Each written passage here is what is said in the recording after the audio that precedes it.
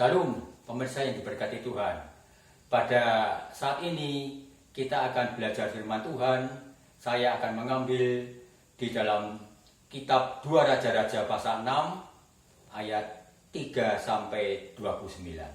Bapak Ibu bisa membuka kitab 2 Raja-Raja pasal 6 mulai ayat 3 sampai 29. Di rumah masing-masing saya akan menceritakan dengan bahasa sehari-hari. Perikop dari firman Tuhan itu adalah tindakan Elisa ketika melawan pasukan-pasukan tentara Raja Aram. Ketika itu Elisa sedang dicari oleh Ben-Hadad Raja Aram.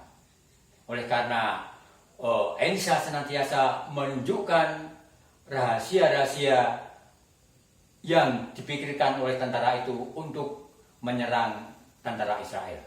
Tetapi Elisa senantiasa mengetahui dengan pertolongan Tuhan.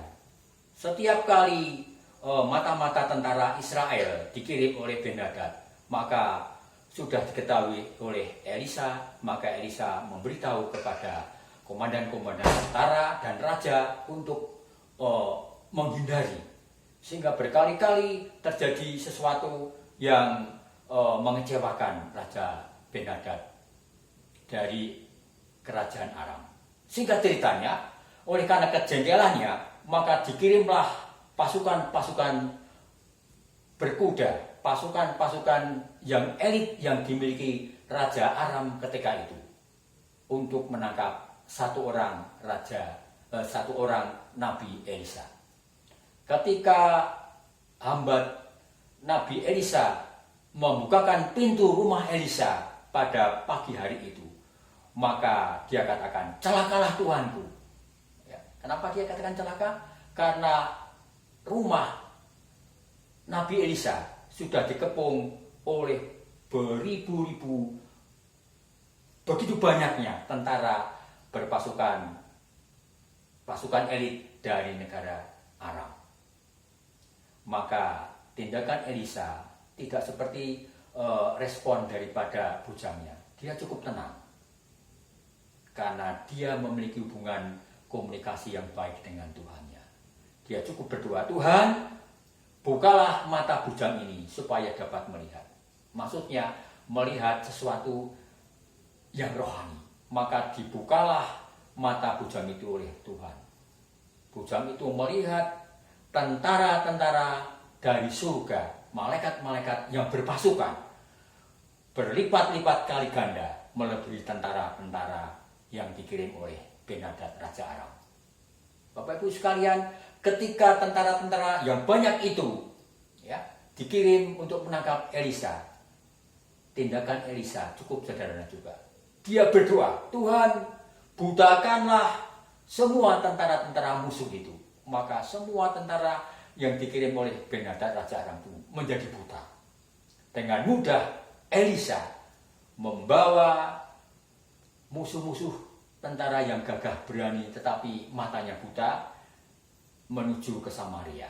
"Mari kutunjukkan jalan di mana kamu akan mencari seseorang." Setelah tiba di Samaria, maka Raja Israel mengatakan, "Kubunuhkah musuh-musuh ini, Tuhan?" Apa jawab Elisa? "Jangan biasakan membunuh lawan-lawan atau musuh-musuh kita." Satu tindakan kasih kembali. Ya. Jangan biasakan membalas kejahatan dengan kejahatan. Melainkan, buatlah suatu pesta yang besar, berilah dia makan dan minum, setelah itu disuruh pulang. Demikian dilakukan oleh Raja Israel, dan setelah itu mereka makan minum, disuruh pulang. Setelah peristiwa ini, tidak lagi ada gerombolan-gerombolan tentara Aram yang berani menyerang memusuhi negara Israel. Pelajaran apa yang dapat kita petik dari firman Tuhan saat ini, Bapak Ibu sekalian? Tadi sudah saya katakan, Elisa yang pertama memiliki hubungan yang baik, komunikasi yang baik dengan Tuhan. Sehingga setiap problema, setiap persoalan yang datang bertubi-tubi, persoalan yang cukup besar, tapi dia dengan sangat sederhana, cukup berdoa. Dia tidak panik, dia tidak takut. Elisa hanya berdoa dan menyerahkan persoalan itu. Dia tidak pernah melihat persoalan besar itu yang menjadi menakutkan dia. Dia hanya, Tuhan tolong, ya, melalui doanya. Dibutakan oleh Tuhan. Dibukakan matanya, bujangnya itu oleh Tuhan. Sehingga bujangnya bisa melihat sesuatu yang rohani. Lalu tindakan yang terakhir, Elisa memberi nasihat kepada kita semua sebagai murid-murid Tuhan. Jangan biasakan kita membalas kejahatan dengan kejahatan, tetapi kejahatan dibalas dengan kasih. Mudah-mudahan renungan yang singkat ini akan mengajak Bapak, Ibu, dan saya sebagai umat-umat Tuhan, ketika kita menghadapi masalah-masalah yang sulit di zaman kita saat ini, kita jangan melihat masalah.